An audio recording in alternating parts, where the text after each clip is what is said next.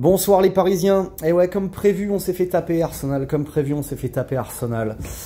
Et ça fait chier parce qu'en vrai, sur le contenu du match, à part cette première mi-temps où on est dominé parce qu'ils sont un cran au-dessus de nous, on a du mal à ressortir les ballons, on est imprécis, on fait des relances interceptées, on est un peu étouffé. Mais en deuxième mi-temps, on arrive à avoir le contrôle, on se crée des occasions et c'est plutôt une défaite encourageante en vrai, tu vois, parce que moi j'avais peur qu'on soit bouffé au milieu de terrain, asphyxié, qu'on ait du mal à mettre le pied sur le ballon.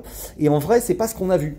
Ce qu'on a vu, c'est comme d'habitude, c'est Gigio Donnarumma qui, après, pourtant, 2 sorties aériennes à peu près réussies en début de match, je me suis dit, ça c'est bien, Gigio commence à essayer de s'imposer dans les airs.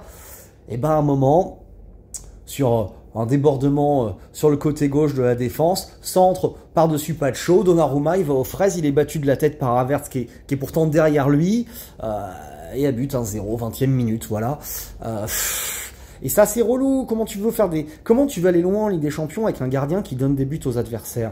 Parce que celui-là, Gigio, je suis désolé, hein, tu le donnes le but. Tu fais encore une sortie n'importe comment, mais je veux dire, c'est quoi ton problème de vue, quoi? C'est chaud.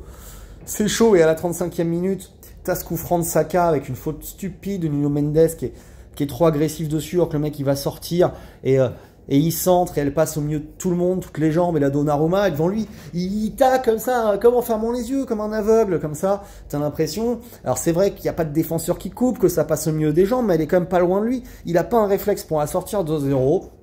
Et là tu te dis, putain, les mecs, ils sont ultra efficaces, en plus, ils ont de la chatte, ça va être dur, quoi, ça va être dur. Et pourtant, t'es en dessous dans le jeu, mais t'es pas bouffé, t'es pas dominé, t'es pas acculé, tu vois, t'as du mal à te créer des occasions, mais tu en crées quand même une ou deux. Première mi-temps, tu te dis à la pause, bon, on est battu par meilleur que nous, mais on n'est pas si loin que ça. Et la preuve en deuxième mi-temps, on est maître du ballon quasiment tout le temps. On se crée des occasions, on avait fait un poteau en première mi-temps par Nuno Mendes. Là, sur un corner, t'as João Neves qui passe devant, elle va sur la barre.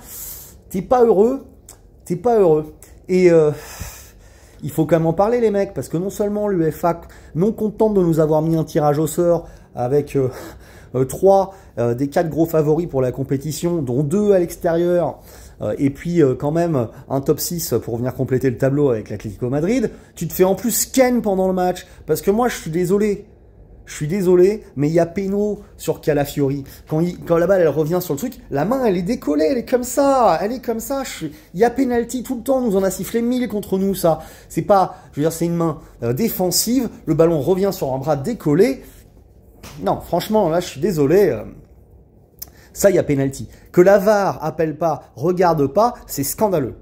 C'est scandaleux. Je veux dire, ça, c'est non, quoi. Je veux dire, moi, je suis désolé, ça, c'est pas normal.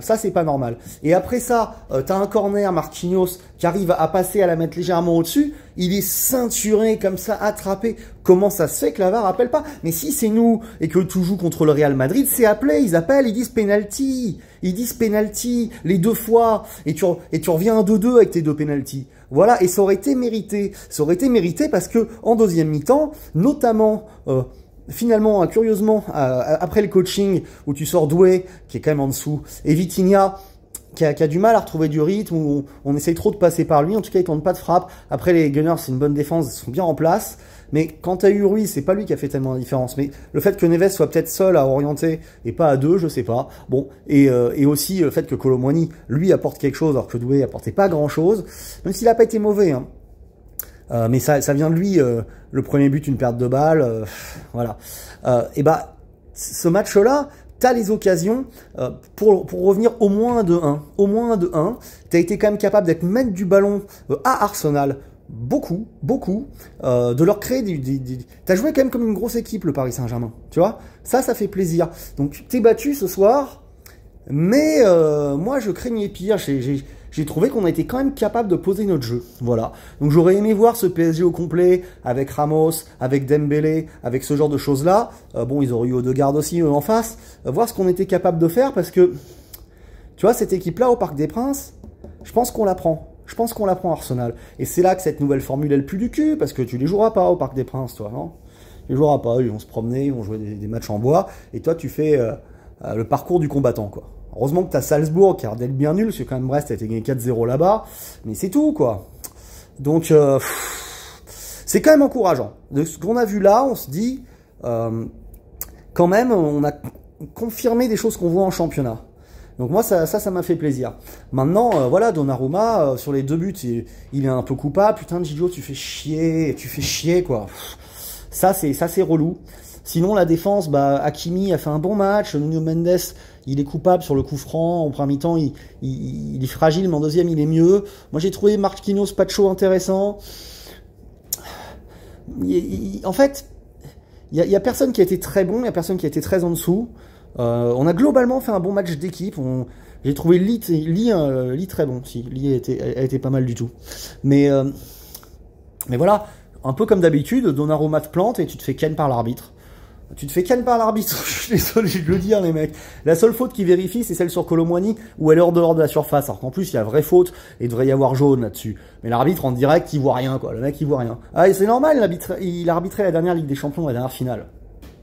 Ils sont pas choisis par hasard, les mecs. Moi, tu me l'ôteras pas de la tête, on se fait ken tout le temps. On se fait ken tout le temps. Je veux dire, c'est juste factuel, quoi. Je veux dire, les mecs. Donc voilà. Donc après, ce soir, il n'y a pas que ça, parce que Arsenal, c'est une bonne équipe, on l'a vu, moi, avant le match, je pensais qu'on allait se faire torcher. En vrai, on leur a tenu la dragée haute. Bah, ils marquent parce que, voilà, je leur donne des buts aussi, putain. Voilà, ils ont de la réussite, pas toi. Tu fais poteau au bar, on ne siffle pas à tes pénaltys. Eux, il y a un Donnarumma qui se trouve, et sur le deuxième, il est pas un de se trouver aussi. Voilà. Bon, les Parisiens, en tout cas, c'est pas si mal. On a limité les dégâts pour le goal average. C'est vraiment dommage de ne pas avoir réussi à marquer un 2-1. Mais on aurait dû les avoir, voilà. Donc je veux pas m'énerver. Je suis content du PSG que j'ai vu ce soir, franchement quand même. J'ai trouvé que on avait été capable de jouer. Donc avec du travail, avec de la progression, je trouve qu'on monte en puissance, en sérénité. Ça, c'est quand même positif. Allez, bonne soirée les Parisiens.